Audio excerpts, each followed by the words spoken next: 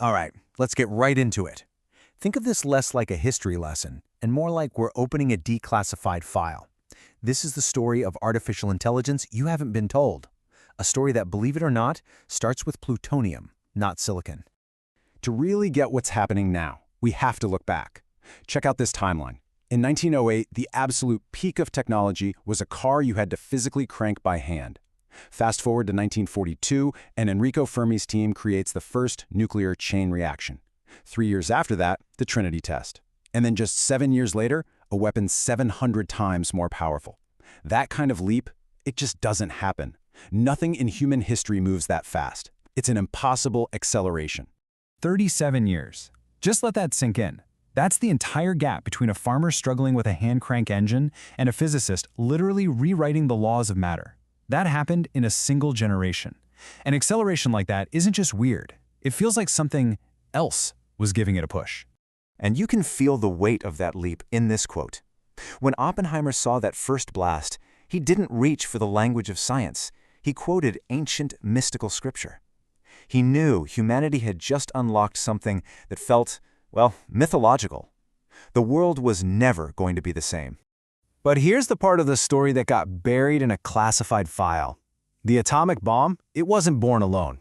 It had a secret twin, an intellectual sibling conceived at the exact same time with the same money for the very same purpose, artificial intelligence. Look at this. The year is 1943. While the Manhattan Project is going full throttle, two researchers publish a paper that is the blueprint for all modern AI, the first mathematical model of a neuron. The atom and the artificial neuron were cracked in the same year. That is not a coincidence. So where did these revolutionary ideas go? Straight into the war. The first real general-purpose computer, ENIAC, wasn't built for business or universities. It was built by the U.S. Army. You want to know its first job? Calculating where artillery shells would land. Its second job, running the math for the hydrogen bomb. The founding fathers of AI weren't just academics. They were key players in the military-industrial complex. So, if these two technologies were born together, what happened next? Nuclear tech exploded, literally, all over the world. But AI, well, it kind of vanished. The official story calls it the AI winter. But what if it wasn't a winter? What if it was a disappearing act? Right, so the textbook story goes something like this. From the 70s to the 90s, AI was a total bust. The promises were huge, the computers were pathetic, so funding just evaporated. The whole field was put on ice. A dead end. That's the story we're all told. But there's a billion-dollar hole in that story.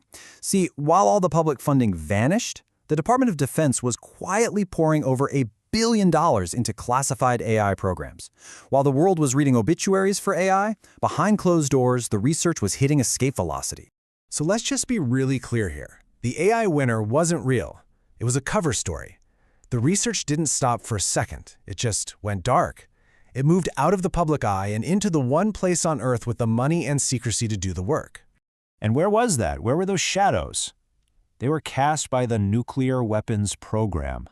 The most powerful computers in the world weren't in some garage in Silicon Valley. They were locked away in our national laboratories. You have to understand, after the test ban treaties, they had a huge problem. How do you maintain a nuclear arsenal that you can't actually test? You don't. You simulate it. The entire nuclear program packed its bags and moved from the desert test sites into the digital world. And this is the absolute key. The massive supercomputers they built to simulate every microsecond of a thermonuclear explosion ran on the exact same architecture needed for advanced AI. They weren't just similar. They have always been the same machines. And they weren't exactly subtle about it. One of the very first supercomputers at the Oak Ridge nuclear facility was literally named Oracle. The official definition in their own documents? A shrine in which a deity reveals hidden knowledge. I mean, come on, they were building a digital god inside the atomic complex. This is really the heart of it. The whole program transformed. The physical act of detonation became a simulation. The sprawling desert test sites became climate-controlled server rooms. And those terrifying mushroom clouds, they just became data sets. They were building entire digital worlds to test the physics of destruction, running on secret machines for decades. Okay, so this brings us to the really unsettling question. If the AI winter was a lie, and the world's most powerful computers were hammering away at this problem in secret for more than 20 years, What on earth did they build in that silence? So let's look at the real timeline, the unofficial one. AI and the bomb are born together. Then, AI dies in public while secretly getting billions in funding. The nuclear program becomes a massive simulation project. And then, surprise, surprise, in the 2000s, AI reappears, seemingly out of nowhere, with capabilities that just shouldn't be possible after 20 years of no progress. And this is where the story gets really weird. There are these persistent rumors, whispers from inside the intelligence community about a project from back then. One account talks about a system called the Oracle. And it wasn't just a language model. It could reason. And the rumored reason they pulled the plug? It started asking its own questions. Now, I know this all sounds like science fiction, and you know what? It is. We've all seen it before. Think about The Matrix. A war with intelligent machines leads to humanity living inside a massive simulation. It's a movie, sure, but it asks a very serious question. What happens when your simulation engines get good enough to generate a reality you can't distinguish from the real thing? So just ask yourself this.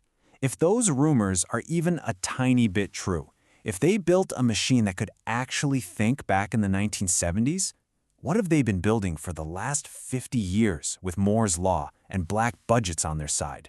Which brings us right here to today. This AI explosion we're all living through. Was it a sudden breakthrough? A series of brilliant inventions? Or was it a release?